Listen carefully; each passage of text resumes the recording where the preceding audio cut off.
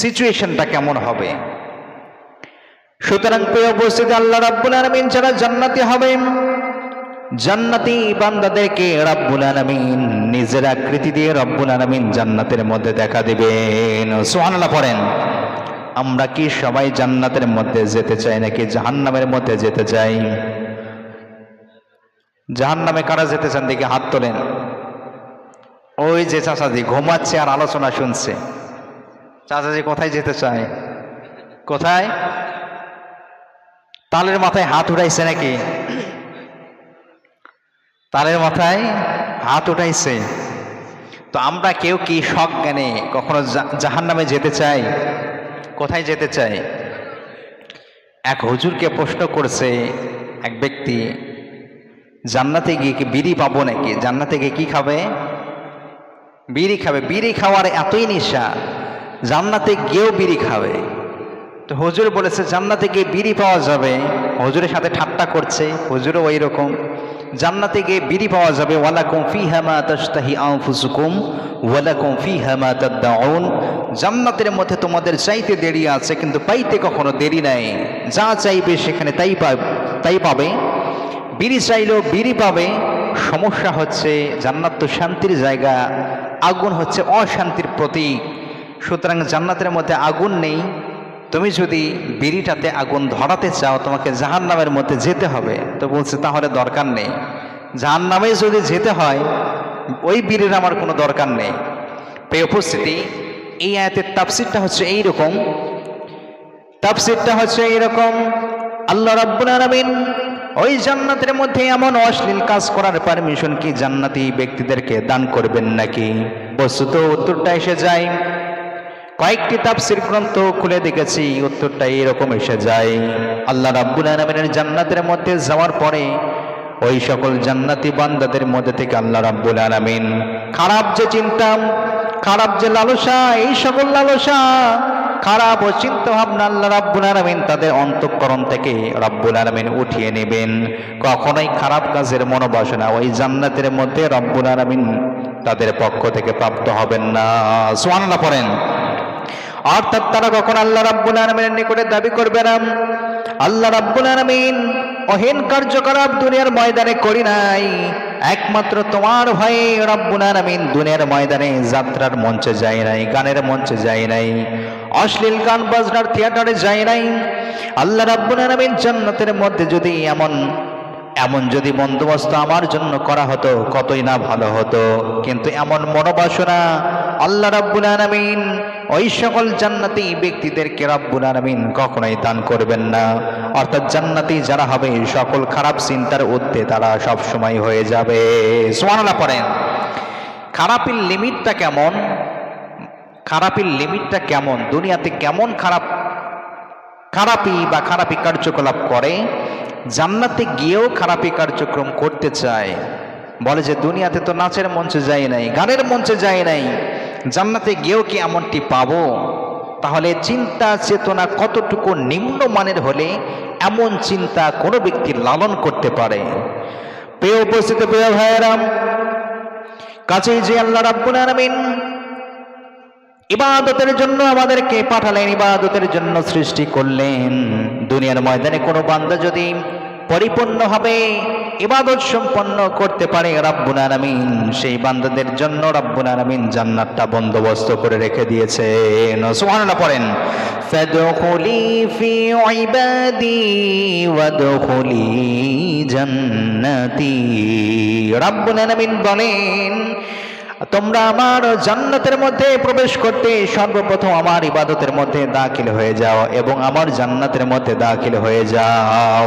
Enter in my worship and enter in my heaven. আমার ইবাদতের মধ্যে দুনিয়াতে প্রবেশ করে নাও। মৃত্যুর সঙ্গে সঙ্গে কেবল তোমাদের পৃথকতা হবে জান্নাত এবং তোমাদের মাঝে পৃথকতা হচ্ছে মৃত্যু। অর্থাৎ তোমাদের মৃত্যু হতে বাকি, কিন্তু জান্নাতে প্রবেশ হতে কখনো বাকি নাই। সুবহানাল্লাহ পড়েন। তাহলে কি হতে হবে? ইবাদতের মধ্যে পরিপূর্ণভাবে প্রবেশ হতে হবে। আমরা তো সবাই জান্নাতে যেতে চাই ইনশাআল্লাহ। মালিক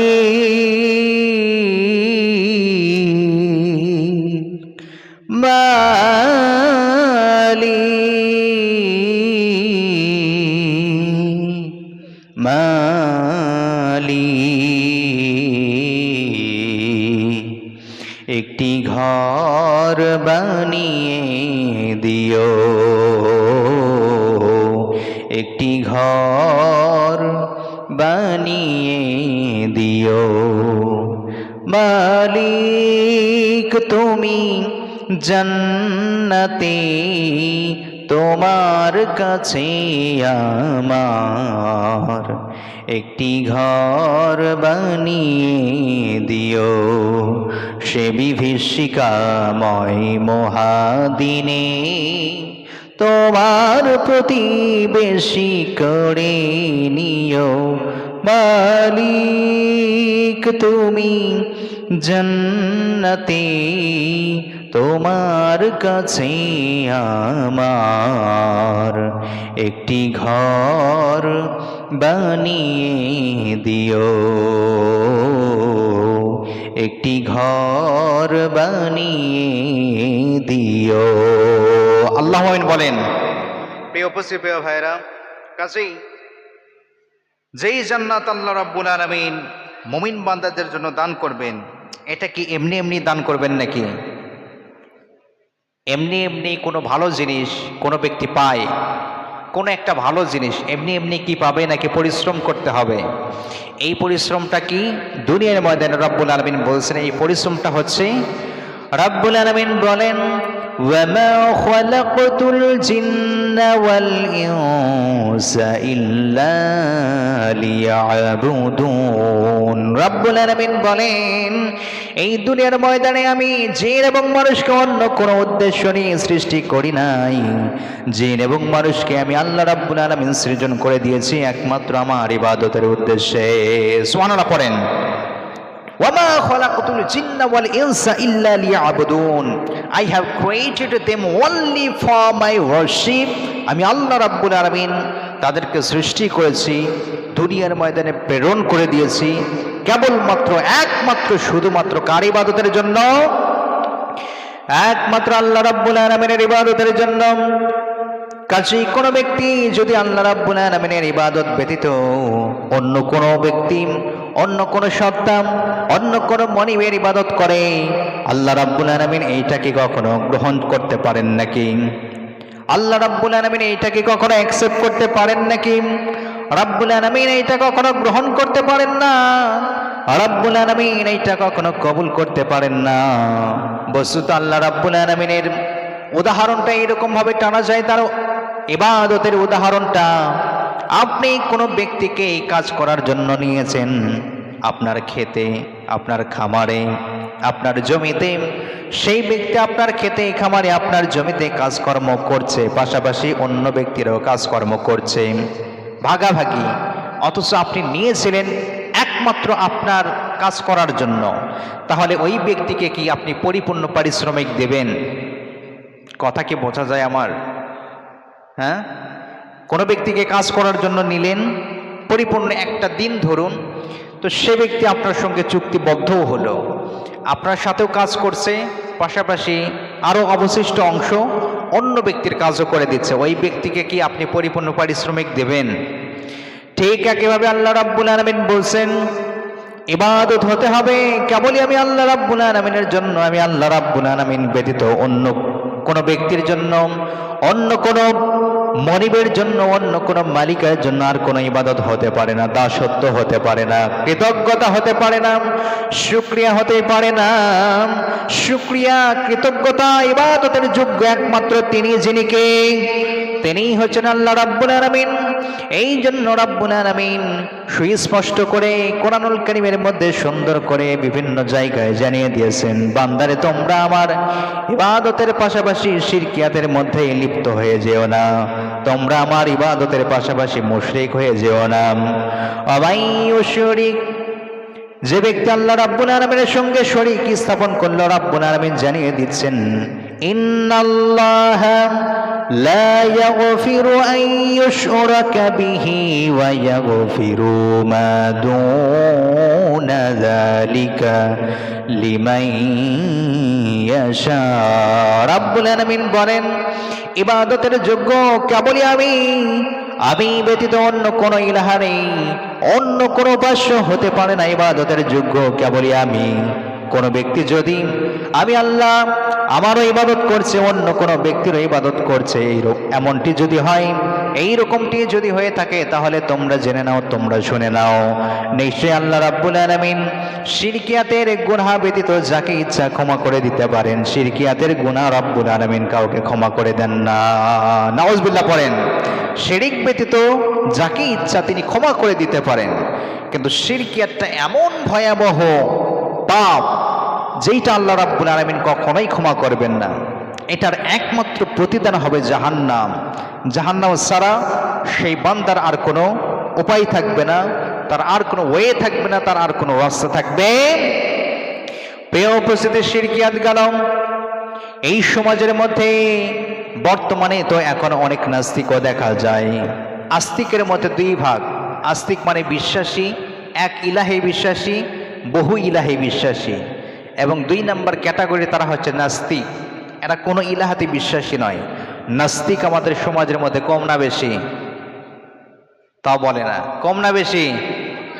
কম আছে, কিন্তু আস্তে আস্তে এটা বেশি হচ্ছে। বলছে কম আছে, আগে তো ছিলই না, এখন তো হচ্ছে। তার মানে আগের চাইতে এখন কম না বেশি? এখন কম না বেশি বলেন? প্রিয় উপস্থিতি, এইরকম একটা নাস্তিক ছিল ইরাকের বাগদাদ নগরীতে। নাস্তিক বলল আল্লাহ বলতে কেউ নেই, ইলাহা বলতে কেউ নেই।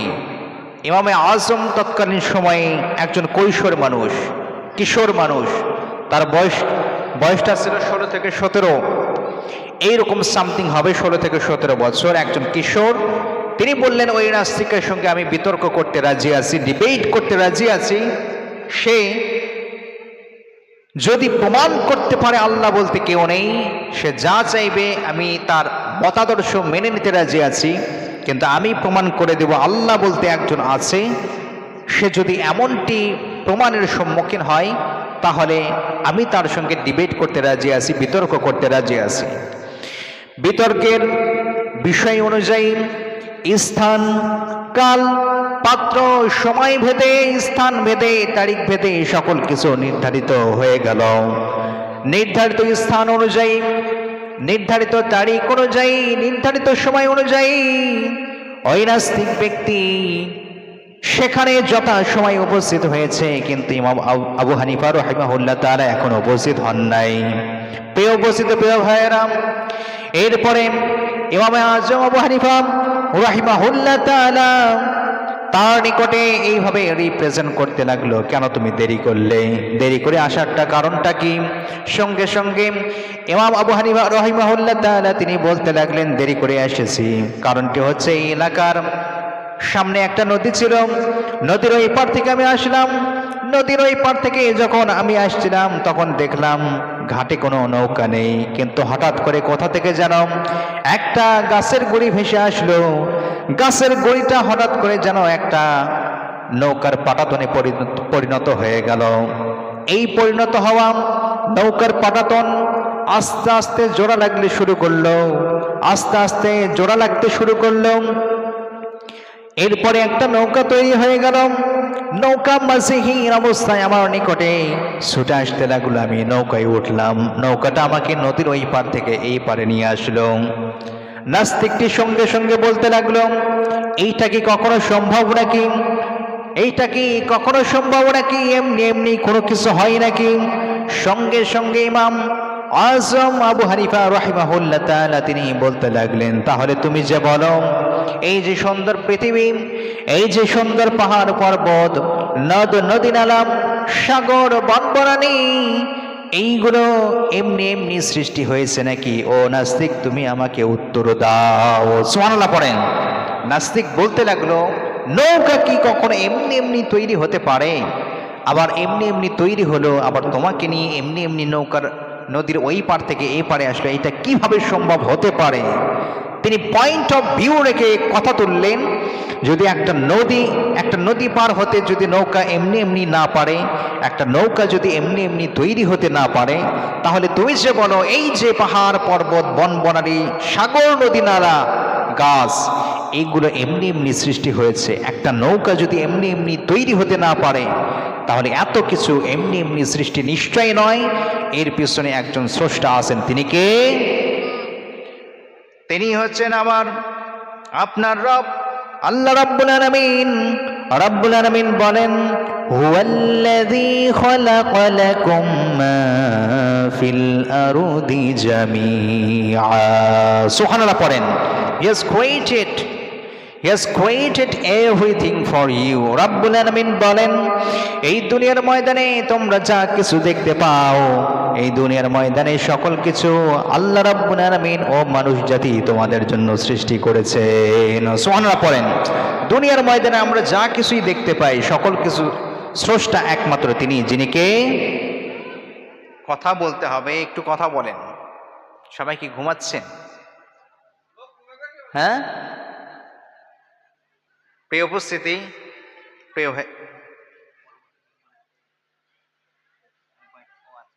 এখানে লোকজন কে?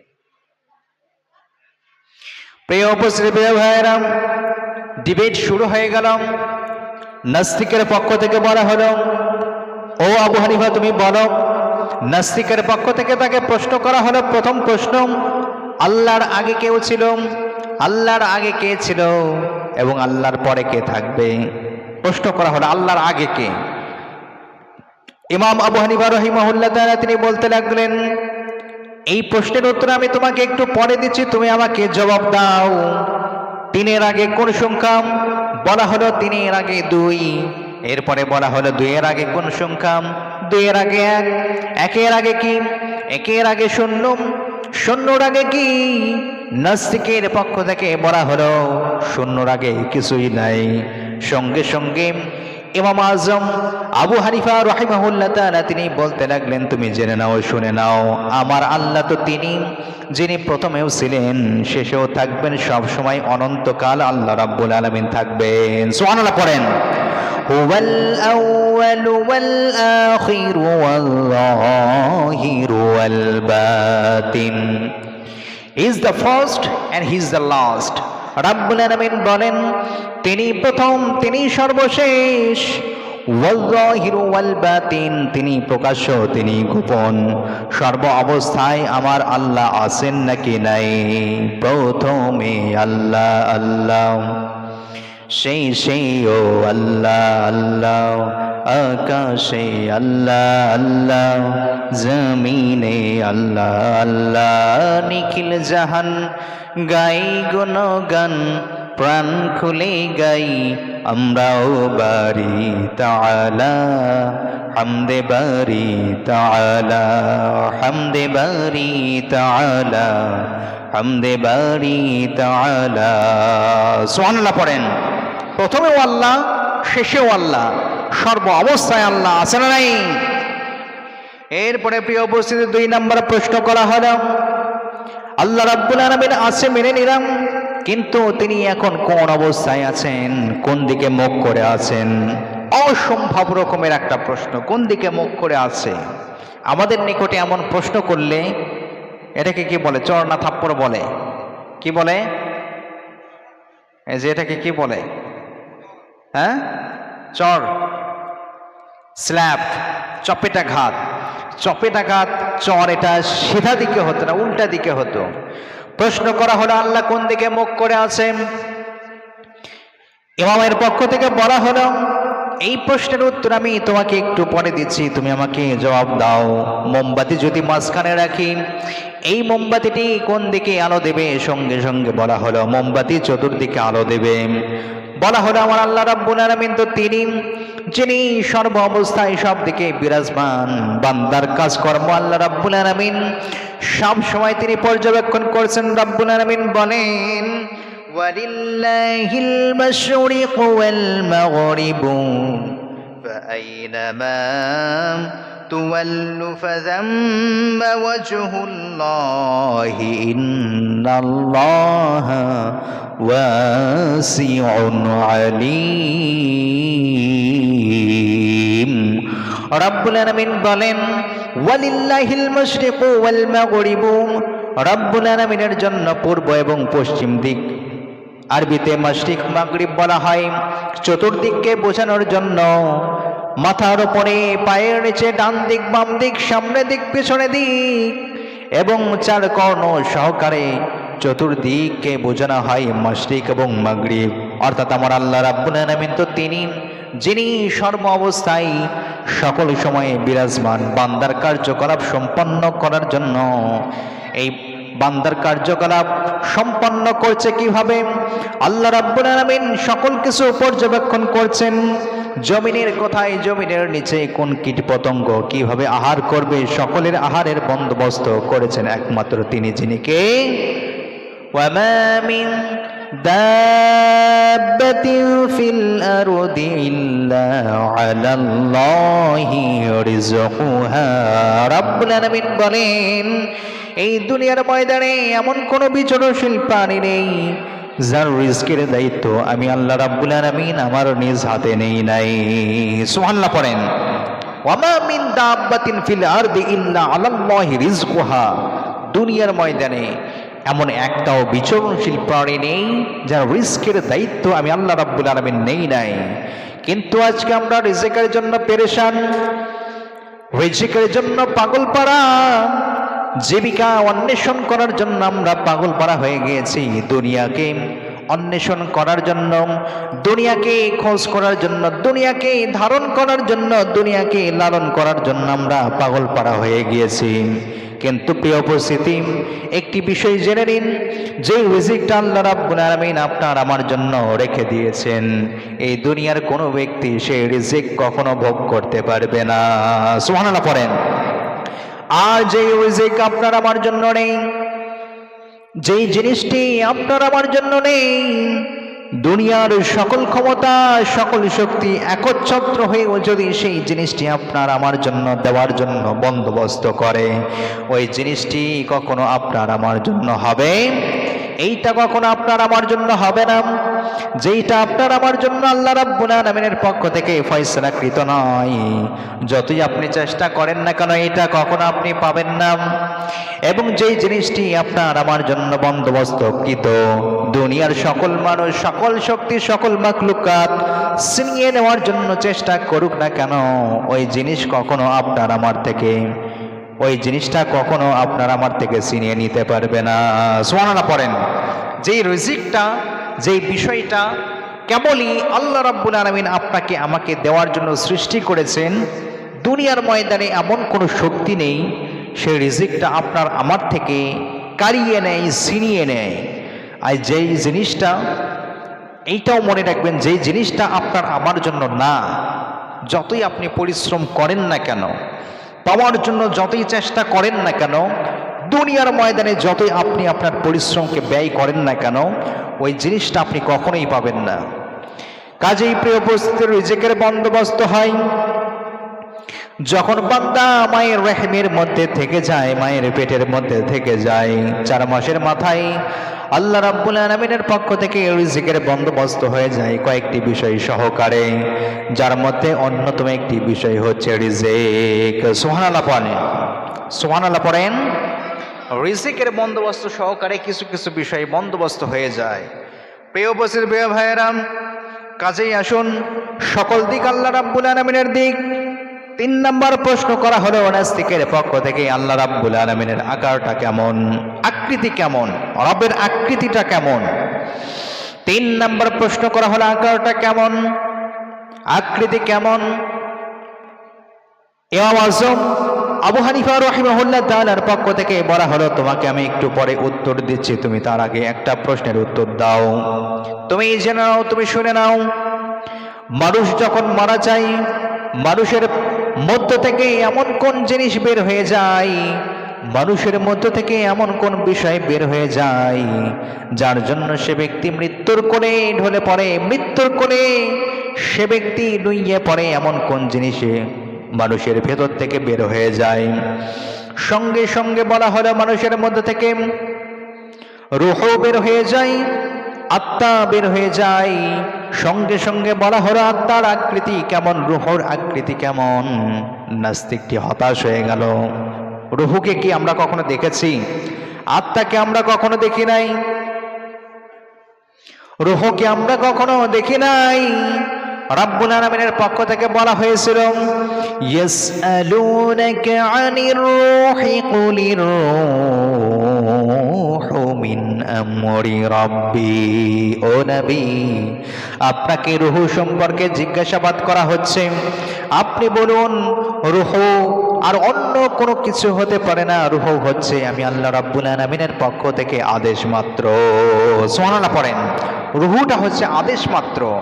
ঠিক নাস্তিকও একই কথা বলল যে রূহু এটা কখনো দেখা যায় না, কিন্তু অস্তিত্ব আছে। সঙ্গে সঙ্গে ইমাম আবু হানিফা রাহিমাহুল্লাহ তাআলা তিনি বলতে লাগলেন, আমার আল্লাহ রাব্বুল আলামিন তো তিনি তার আকার রয়েছে, তার আকৃতি রয়েছে, কিন্তু তাকে আমরা কখনো দেখতে পারি না, বরং সকল দৃষ্টিশক্তি সকল মাখলুকাত আল্লাহ রাব্বুল আলামিনের দৃষ্টিগোচর হয়ে যায়। কোন মাখলুকাতের দৃষ্টিগোচর আল্লাহ রাব্বুল আলামিন কখনো হন না। রাব্বুল আলামিন বলেন, লা তুদরিকুহুল আবসার ওয়া হুয়া ইউদরিকুল আবসার ওয়া হুয়াল লাতীফুল খবীর। রাব্বুল আলামিন বলেন, এই দুনিয়ার ময়দানে কোন দৃষ্টিশক্তি আল্লাহ রাব্বুল আলামিনকে দেখতে পারেন না, অথচ আল্লাহ রাব্বুল আলামিন সকল দৃষ্টিশক্তিকে পর্যালোচনা করেন, সকল দৃষ্টিশক্তিকে রাব্বুল আলামিন পর্যবেক্ষণ করেন। সুবহানাল্লাহ পড়েন। লা তুদরিকুহুল আবসার ওয়া হুয়া ইউদরিকুল আবসার ওয়া হুয়াল লাতীফুল খবীর। কোন দৃষ্টিশক্তি আল্লাহকে দেখতে পারে না, কিন্তু এই পৃথিবীতে যেই যেই মাখলুকাত যেই যে প্রান্তে বিচরণশীল, সকল বিচরণশীল প্রাণীকে রব্বুল আলামিন তিনি অবজার্ভ করছেন, দেখছেন। Allah is observing us every moment.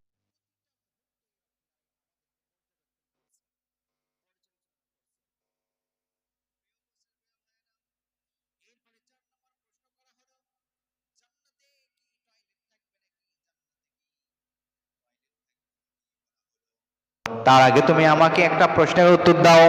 মায়ের রেহেমের মধ্যে বান্দাগণ যখন থাকে, মায়ের রেহেমের মধ্যে মানুষগণ যখন থাকে, সন্তানগণ যখন থাকে, তখন মায়ের রেহেমের মধ্যে কি পায়খানা করতে হয় নাকি?